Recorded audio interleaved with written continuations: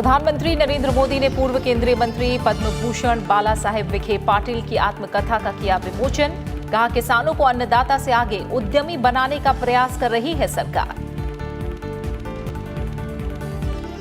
मौजूदा खरीफ मौसम में एमएसपी पर धान की रिकॉर्ड खरीद। पंजाब के किसानों से संवाद में केंद्रीय मंत्री हरदीप सिंह पुरी ने कहा, देश भर में पिछले साल के मुकाबले अब तक 35% और पंजाब में 251% हुई अधिक खरीद।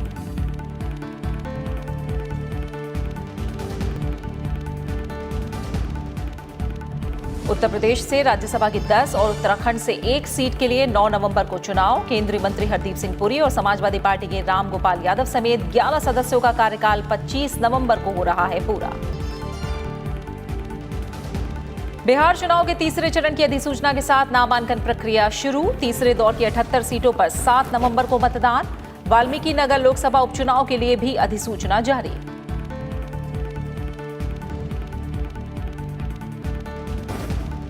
और देश में कोरोना टेस्ट बढ़ने के बावजूद नए मामलों में कमी। सक्रिय मामले लगातार 9 लाख से नीचे। स्वास्थ्य मंत्रालय ने अन्य मौसमी बीमारियों की रोकथाम के लिए भी जारी किए दिशा निर्देश।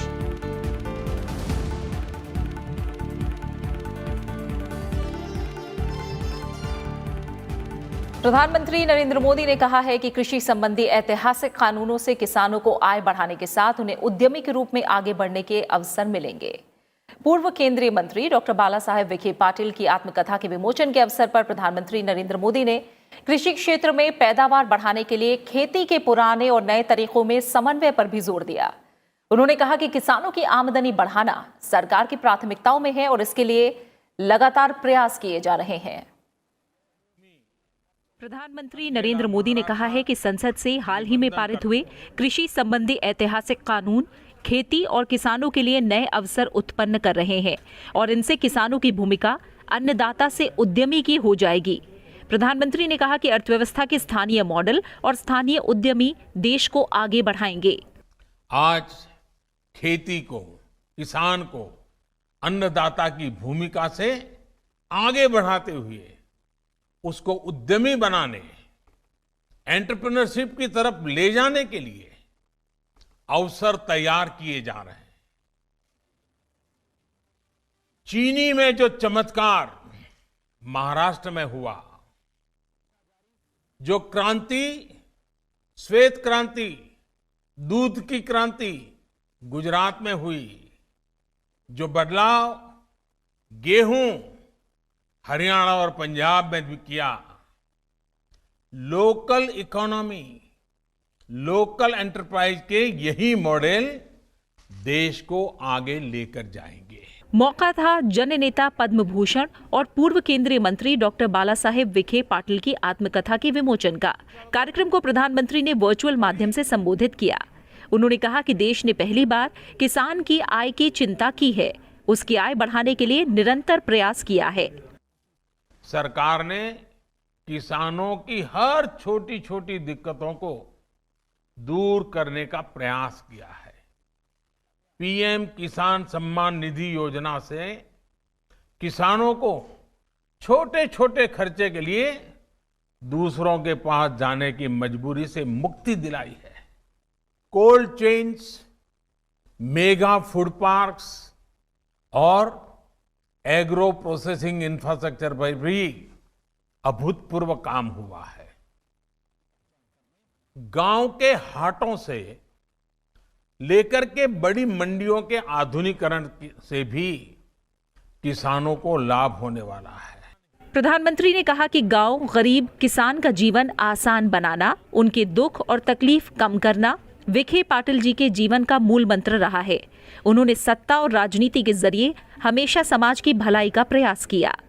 डॉक्टर बाला साहब विखे पाटिल जी महाराष्ट्र के गांवों की एक और समस्या के समाधान को लेकर हमेशा प्रयासरत रहे और जिसका भी विस्तार से वर्णन देवेंद्र जी ने अपने भाषण में किया। ये समस्या है पीने और सिंचाई के पानी की दिक्कत। महाराष्ट्र में पानी परिषदों के माध्यम से उन्होंने इस दिशा में एक जन आंदोलन खड़ा करने की कोशिश की थी। आज हम संतोष के साथ कह सकते हैं कि साल 2014 के बाद ऐसे प्रयासों को अभूतपूर्व बल दिया गया है। प्रधानमंत्री कृषि सिंचाई योजना के तहत महाराष्ट्र में बरसों से लटकी 26 परियोजनाओं को पूरा करने के लिए तेजी से काम किया गया। महाराष्ट्र में कोरोना संक्रमण के सर्वाधिक मामलों के मद्देनजर प्रधानमंत्री ने विशेष तौर पर कहा कि वायरस का खतरा बना हुआ है, इसलिए चेहरे पर मास्क, बार बार हाथ की साफ सफाई रखना, 2 गज की दूरी, इन नियमों में बिल्कुल भी लापरवाही नहीं होनी चाहिए। कार्यक्रम में महाराष्ट्र के मुख्यमंत्री उद्धव ठाकरे, पूर्व मुख्यमंत्री देवेंद्र फडणवीस समेत कई गणमान्य मौजूद थे। नए कृषि कानूनों को लेकर किसानों की चिंताओं को दूर करने के लिए केंद्रीय मंत्री हरदीप सिंह पुरी ने पंजाब में वर्चुअल रैली की। रैली में हरदीप सिंह पुरी ने केंद्र सरकार की ओर से लाए गए कृषि कानूनों को किसानों के हित में बताया और भरोसा दिलाया कि एमएसपी की व्यवस्था जारी रहेगी। उन्होंने कहा कि नए कृषि कानूनों से किसानों की आय में बढ़ोतरी होगी। हरदीप पुरी ने बताया कि इस सीजन में सरकारी एजेंसियों ने अनाज की रिकॉर्ड खरीदारी की है। उन्होंने साफ किया कि केंद्र सरकार के नए कृषि कानून को लेकर भ्रम फैलाया जा रहा है। साथ ही कहा कि धान की वर्तमान फसल को न्यूनतम समर्थन मूल्य के आधार पर खरीदा गया है और इस सत्र में सरकारी एजेंसियों ने रिकॉर्ड खरीद की। उन्होंने भरोसा दिया कि गेहूं की खरीद भी इसी तरह की जाएगी और किसी किसान को कोई दिक्कत पेश नहीं आएगी। जब तक साडी सरकार है एमएसपी नहीं हटाई जाएगी।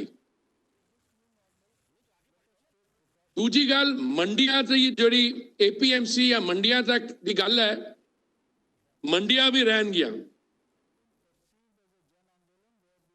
पर उन सुविधा ये दिती जा रही है कि तुसी चाहो ते मंडी के अलावा बाहर भी अपनी फसल नो बेच सकते हो। डिजिटल माध्यम से किसानों के साथ संवाद का एक कार्यक्रम अगले 8 दिनों तक चलेगा, जिसे केंद्र सरकार के 8 मंत्री संबोधित करेंगे। वर्चुअल रैलियों को केंद्रीय मंत्री हरदीप सिंह पुरी के अलावा जल शक्ति मंत्री गजेंद्र शेखावत, कपड़ा मंत्री स्मृति ईरानी, कृषि राज्य मंत्री कैलाश चौधरी, वित्त राज्य मंत्री अनुराग ठाकुर, पशुपालन राज्य मंत्री संजीव बालियान, वाणिज्य और उद्योग राज्य मंत्री सोम प्रकाश और प्रधानमंत्री कार्यालय में राज्य मंत्री जितेंद्र सिंह संबोधित करेंगे।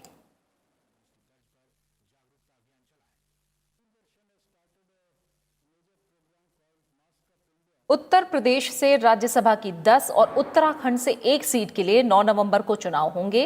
ये सीटें अगले महीने रिक्त हो रही हैं। निर्वाचन आयोग ने आज इस बारे में चुनाव की तारीखों की घोषणा कर दी।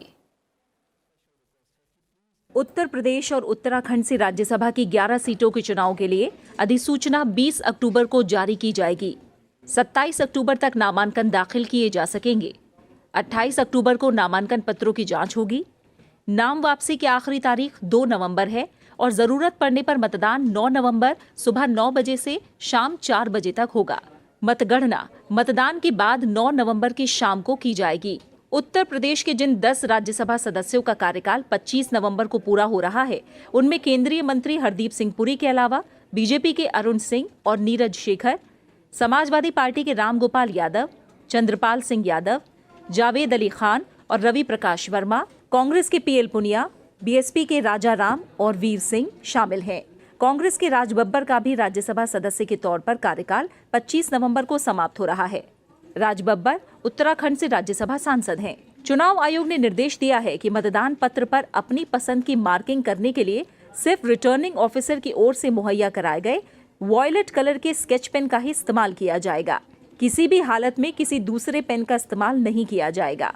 चुनाव आयोग ने कहा है कि पूरी चुनाव प्रक्रिया के समय कोविड-19 के दौरान चुनाव आयोजित कराने के लिए व्यापक दिशा निर्देशों का पालन किया जाएगा। कृषि संबंधी स्थायी समिति समेत आज कई अहम संसदीय समितियों की बैठकें हुई, जिनमें समितियों ने अपने अपने एजेंडे पर विचार विमर्श किया। राज्यसभा की परिवहन, पर्यटन और संस्कृति संबंधी स्थायी समिति की भी आज बैठक हुई। सड़क परिवहन क्षेत्र पर कोरोना महामारी के असर को लेकर सड़क परिवहन और राजमार्ग मंत्रालय के सचिव ने समिति के सामने ब्यौरा रखा।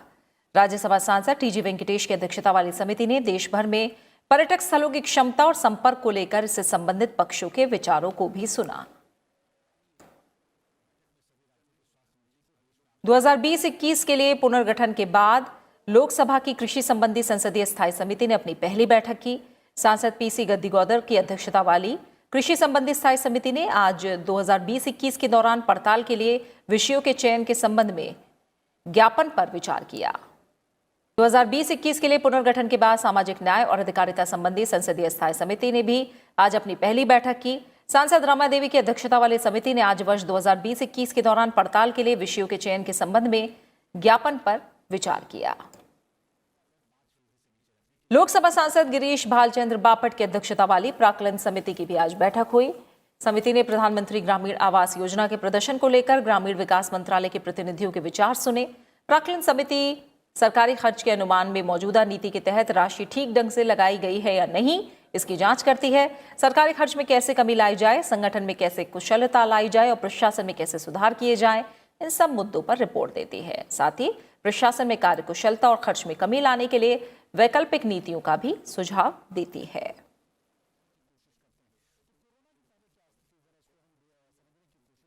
बिहार में विधानसभा चुनाव के तीसरे और अंतिम चरण के लिए अधिसूचना जारी होने के साथ ही नामांकन प्रक्रिया शुरू हो गई है। इस चरण में 15 जिलों की 78 विधानसभा सीटों पर 7 नवंबर को मतदान होगा। नामांकन 20 अक्टूबर तक भरे जा सकते हैं। 21 अक्टूबर को नामांकन पत्रों की जांच की जाएगी और 23 अक्टूबर तक नाम वापस लिए जा सकेंगे। 7 नवंबर को मतदान होगा।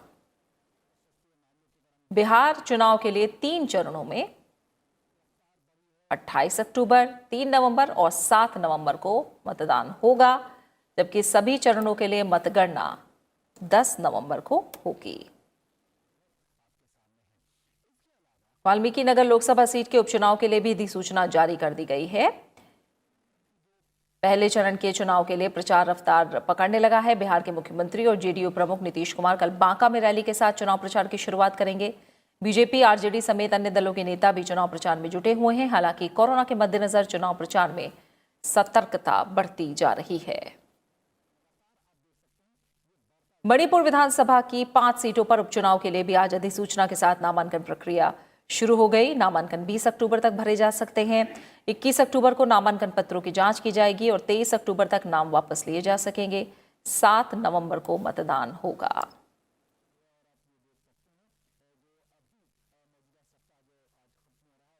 आईएमएफ ने कहा है कि 2021 में भारतीय अर्थव्यवस्था में 8.8% की तेजी आएगी।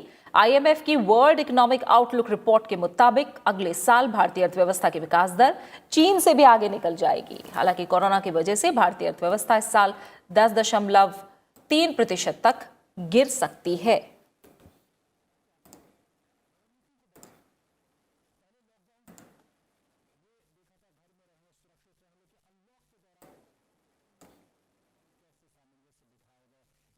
केंद्र ने 20 राज्यों को जीएसटी राजस्व में कमी को पूरा करने के लिए खुले बाजार से उधारी लेने के लिए मंजूरी दे दी है। वित्त मंत्रालय के व्यय विभाग की ओर से राज्यों को जीएसटी राजस्व में कमी को पूरा करने के लिए 68,825 करोड़ रुपए की उधार लेने को मंजूरी दी गई। इन 20 राज्यों ने खुले बाजार से उधारी लेने का विकल्प चुना था।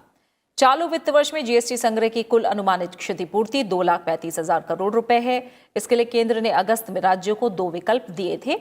इसके तहत या तो राज्य आरबीआई की तरफ से उपलब्ध कराई जाने वाली विशेष सुविधा के जरिए 1,10,000 करोड़ रुपए कर्ज ले सकते थे या फिर बाजार से ऋण ले सकते थे। इसके अलावा उधारी को चुकाने के लिए क्षतिपूर्ति उपकर को 2022 के बाद भी लगाने का प्रस्ताव किया गया था।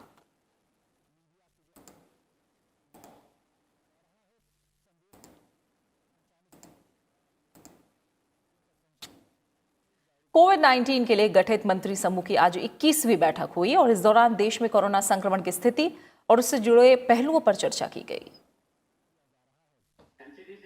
केंद्रीय स्वास्थ्य मंत्री डॉक्टर हर्षवर्धन ने कहा है कि कोरोना वैक्सीन अगले साल की शुरुआत तक तैयार होने की संभावना है और देश की बड़ी आबादी को देखते हुए इसकी पर्याप्त आपूर्ति के लिए कई वैक्सीन निर्माताओं से संपर्क किया जाएगा। डॉक्टर हर्षवर्धन ने कोविड-19 के लिए गठित मंत्री समूह की 21वीं बैठक को मंगलवार को वीडियो कॉन्फ्रेंसिंग के जरिए संबोधित किया। देश के लोगों के लिए वैक्सीन उपलब्ध करा पाना और उस वैक्सीन को प्रायोरिटी ग्रुप्स को दे पाना, उसके लिए जो भी रणनीति बन रही है, जो उसके लिए तैयारियां चल रही हैं, उसके लिए क्या थिंकिंग चल रही है, उस सबको ग्रुप ऑफ मिनिस्टर्स के साथ शेयर किया गया है। हमारी उम्मीद है कि जुलाई तक हम देश में 400 से 500 मिलियन डोजेस वैक्सीन के उपलब्ध करा के देश के 20 से 25 करोड़ लोगों को वैक्सीन देने की क्षमता रख पाएंगे। डॉक्टर हर्षवर्धन ने लोगों से आगामी त्योहारी मौसम और सर्दियों के मद्देनजर अतिरिक्त सावधानी बरतने की अपील भी की। आने वाली सर्दी में खासकर जो हमारे त्यौहार आ रहे हैं उनके अंदर विशेष सावधानी, कोविड एप्रोप्रिएट बिहेवियर, मास्क, 2 गज की दूरी और साथ में हाथों की और रेस्पिरेटरी हाइजीन, इस पर बार बार हमारा आग्रह है कि इस पर देश के लोग ध्यान दें। तो निश्चित रूप से आने वाले समय में जिस तरह से दुनिया में सबसे ज़्यादा रिकवरी रेट और सबसे कम फैटेलिटी रेट हमारा है, हम कोविड के ऊपर निर्णायक विजय प्राप्त करेंगे। स्वास्थ्य मंत्री डॉक्टर हर्षवर्धन के साथ बैठक में विदेश मंत्री डॉक्टर एस जयशंकर, आवासन और शहरी विकास मंत्री हरदीप सिंह पुरी ने भी हिस्सा लिया। केंद्रीय स्वास्थ्य और परिवार कल्याण मंत्रालय ने कोविड-19 महामारी के साथ साथ डेंगू, मलेरिया, मौसमी फ्लू, चिकनगुनिया और आंतों के बुखार जैसे संक्रमणों की रोकथाम और प्रबंधन के लिए दिशा निर्देश जारी किए हैं। मंत्रालय ने कहा है कि मौसमी बीमारियां कोविड-19 के परीक्षणों के लिए नई चुनौती पैदा कर सकती हैं। कोविड के साथ साथ अन्य मौसमी बीमारियों के संक्रमण के मामलों में रोकथाम, निगरानी और संचार के जरिए लोगों के व्यवहार परिवर्तन और प्रबंधन के समन्वित प्रयास आवश्यक हैं। मंत्रालय ने यह भी कहा है कि लगातार निगरानी और जागरूकता से इस तरह के मामलों में दूसरी बीमारियों के संक्रमण को रोका जा सकता है।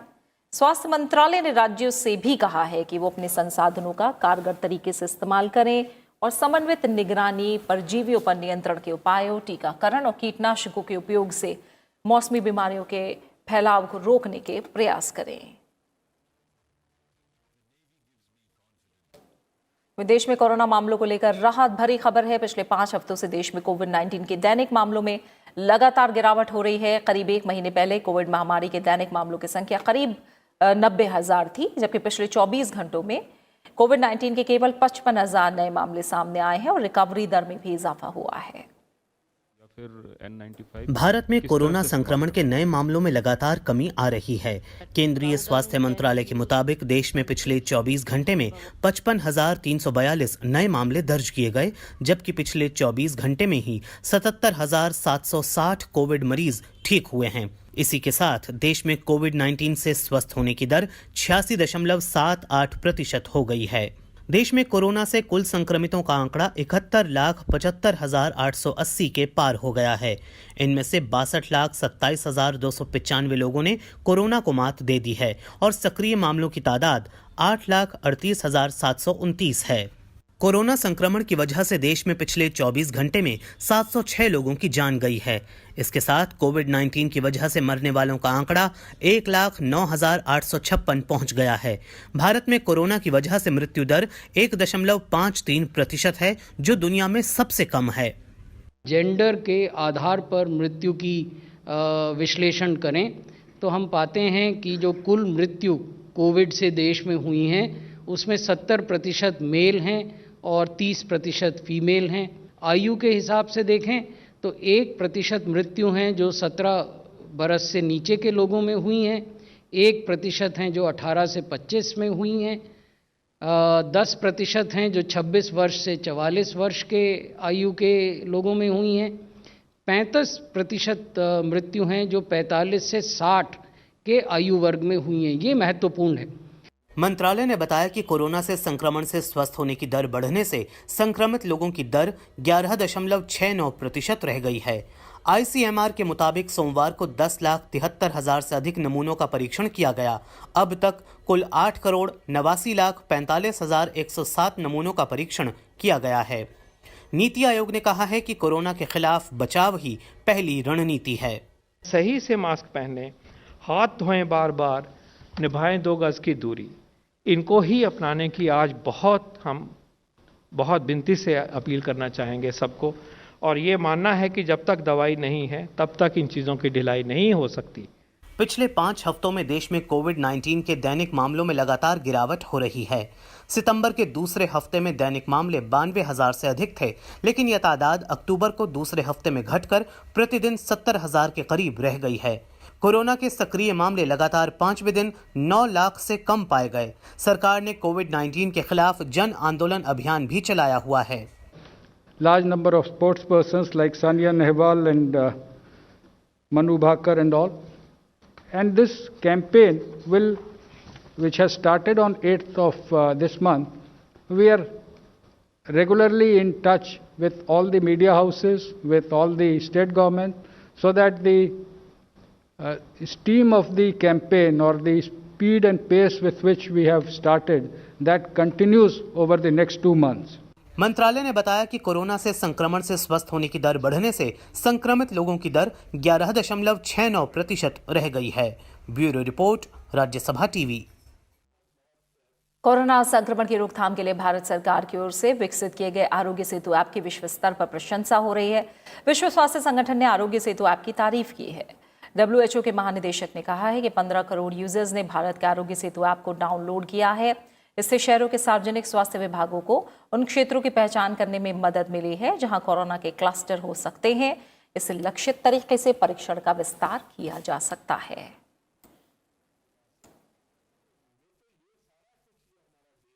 Digital technologies are helping to make these tried and tested public health tools even more effective. The Arogya setup from India has been downloaded by 150 million users and has helped city public health departments to identify areas where clusters could be anticipated and expand testing in a targeted way. उपराष्ट्रपति M Venkaiah Naidu ने कहा है कि शारीरिक व्यायाम, मानसिक दृढ़ता और देसी भोजन से ही उन्हें कोविड-19 से उबरने में मदद मिली। फेसबुक पोस्ट में उन्होंने लिखा कि 12 अक्टूबर को उनका RT-PCR टेस्ट नेगेटिव आया और ये जानकर खुशी हुई। उन्होंने बताया कि उनकी धर्मपत्नी उषा नायडू कोरोना वायरस के संक्रमण से सुरक्षित रहीं और वो पूरी तरह से स्वस्थ हैं। उपराष्ट्रपति ने बताया कि 29 सितंबर को कोरोना से संक्रमित होने के बाद से ही वो घर पर ही एकांतवास में थे। इस दौरान उन्होंने डॉक्टरों की ओर से बताई गई सभी सावधानियां बरती और परहेज किया। उपराष्ट्रपति एम वेंकैया नायडू ने बताया कि शारीरिक व्यायाम, मानसिक दृढ़ता और देसी भोजन से ही कोविड-19 से उबरने में उन्हें सहायता मिली। एक फेसबुक पोस्ट में उन्होंने लिखा कि अपनी आयु और डायबिटीज जैसी कुछ स्वास्थ्य संबंधी समस्याओं के बावजूद अगर वो कोविड-19 संक्रमण से उबर सके तो उसका कारण रहा शारीरिक स्वास्थ्य, मानसिक दृढ़ता, नियमित सैर करना, योग जैसे व्यायाम और सिर्फ देसी पारंपरिक भोजन करना। उन्होंने लिखा कि उन्हें सिर्फ देसी पारंपरिक भोजन पसंद है और इस एकांतवास के दौरान भी उन्होंने वही देसी भोजन किया। अपने अनुभव के आधार पर उन्होंने लोगों को रोजाना थोड़ा बहुत व्यायाम जरूर करने की सलाह भी दी। साथ ही प्रोटीन युक्त भोजन को जरूरी बताया और जंक फूड को तो त्यागने का सुझाव दिया। उन्होंने लिखा कि इन सब के साथ ये भी जरूरी है कि आप सावधानी बरतने में कोई ढिलाई ना दें, मास्क पहने, हाथ धोते रहें, सदैव अपनी निजी स्वच्छता और स्वास्थ्य बनाए रखें। उन्होंने लिखा कि घर पर एकांतवास के दौरान काफी समय तो अखबार, पत्रिकाएं और विभिन्न विषयों पर लेख, खासकर इस महामारी पर लेख पढ़ने में ही बीता। उपराष्ट्रपति ने बताया कि आजकल वो स्वाधीनता आंदोलन के विभिन्न आयामों का अध्ययन कर रहे हैं और वो स्वाधीनता आंदोलन के अनजान अनकहे सेनानियों के अदम्य साहस, त्याग और तपस्या को समर्पित 2 फेसबुक पोस्ट प्रति सप्ताह लिखते रहे हैं। उन्होंने कहा कि कोविड-19 संक्रमण को सीमित रखने के लिए भारत सरकार ने बारीकी से जांच पड़ताल के बाद कारगर रणनीति तैयार की है। उन्होंने बताया कि डॉक्टरों के परामर्श के मुताबिक लगभग अगले 1 हफ्ते तक वो भी न घर से काम कर सकेंगे और न ही किसी सार्वजनिक आयोजन या अवसर पर वीडियो कॉन्फ्रेंसिंग के माध्यम से ही जुड़ सकेंगे।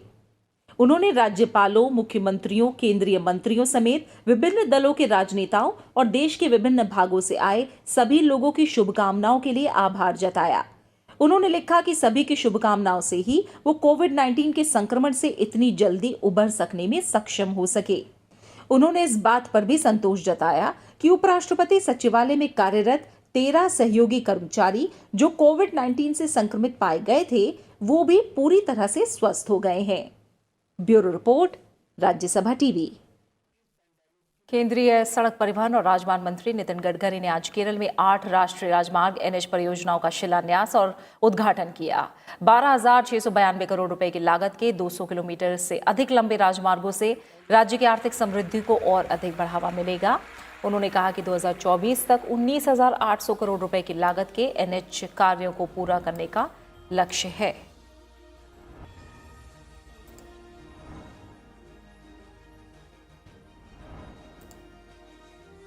तेलंगाना विधानसभा के विशेष सत्र में आज ग्रेटर हैदराबाद नगर निगम में महिलाओं को 50% आरक्षण प्रदान करने वाले विधेयक को पारित कर दिया गया। इसके पहले ही तेलंगाना सरकार ने पंचायत राज निकायों और नगर पालिकाओं में महिलाओं को 50% आरक्षण प्रदान किया है। विधेयक को मंजूरी मिलने के बाद से तेलंगाना देश का पहला राज्य होगा जहां सभी स्थानीय निकायों में महिलाओं को 50% आरक्षण प्रदान किया जाएगा।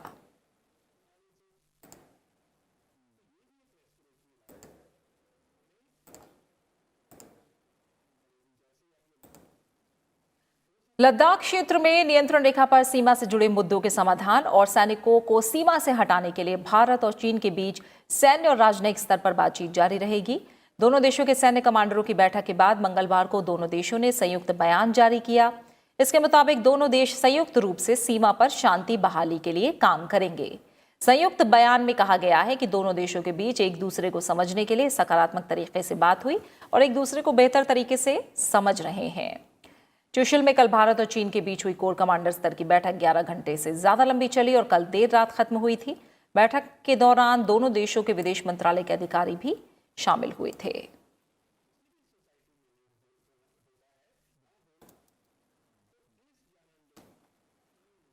अमेरिकी उपसचिव स्टीफन बिगन के 3 दिवसीय भारत दौरे का आज दूसरा दिन है। अमेरिकी विदेश उपसचिव स्टीफन बिगन ने कहा है कि भारत और अमेरिका के संबंधों में फिलहाल जो स्थिति है वो बरकरार रहेगी।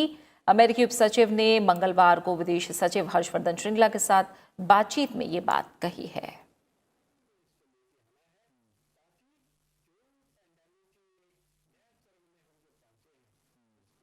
उपराष्ट्रपति एम वेंकैया नायडू ने अंतर्राष्ट्रीय आपदा निवारण दिवस के अवसर पर आपदा निवारण विशेषकर वैश्विक स्वास्थ्य आपदा के विरुद्ध अभियान में अग्रिम पंक्ति के योद्धाओं का अभिनंदन किया है। उपराष्ट्रपति ने मंगलवार को एक ट्वीट में कहा है कि चिकित्सकों, स्वास्थ्य कर्मियों, स्वच्छता कर्मियों, सुरक्षा कर्मियों और शोधकर्ताओं का मैं अभिनंदन करता हूं। उन्होंने विशेषज्ञों और सरकारों से आपदाओं के प्रति लोगों में जागरूकता बढ़ाने और जोखिम कम करने के लिए अभिनव तरीके खोजने का आह्वान किया। उपराष्ट्रपति ने कहा कि भावी पीढ़ियों को एक बेहतर कल देने के लिए जलवायु परिवर्तन से लेकर तमाम महामारियों के सभी प्रकार के खतरों को दूर करने की रणनीतियों पर ध्यान केंद्रित करने की जरूरत है। साथ ही उन्होंने कहा कि आपदा परिशमन के लिए 2019 में भारत की ओर से अंतर्राष्ट्रीय संस्थाओं, वैश्विक वित्तीय और शोध संस्थाओं और निजी क्षेत्र के साथ प्रारंभ किया गया आपदा के विरुद्ध गठबंधन संकट पर सूचना, सहायता और सहयोग सुनिश्चित करने के लिए जरूरी कदम है।